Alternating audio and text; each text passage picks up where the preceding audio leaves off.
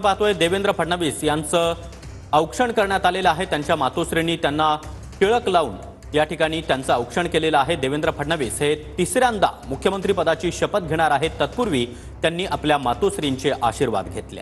खरं तर ज्या दिवशी निकाल लागलेला होता त्याच दिवशी आपण देवेंद्र फडणवीस यांच्या मातोश्रींची प्रतिक्रिया ऐकलेली होती, सगळ्या राज्याने ती ऐकलेली होती। आणि आज जेव्हा ते मुख्यमंत्री पदाची शपथ घेणार आहेत त्याआधी त्यांचं औक्षण त्यांच्या आईने केलेलं आहे। तर आझाद मैदानावर या शपथविधी सोहळ्यासाठी ही प्रचंड गर्दी आपण पाहतो आहोत। जवळपास 40,000 लोक बसतील अशी व्यवस्था या ठिकाणी करण्यात आलेली होती। तसा पेंडॉल उभा करण्यात आलेला होता आणि ही संपूर्ण गर्दी आपण पाहतोय। भाजपसाठी अत्यंत महत्त्वाचा दिवस, महायुतीसाठी हा अत्यंत महत्त्वाचा सोहळा।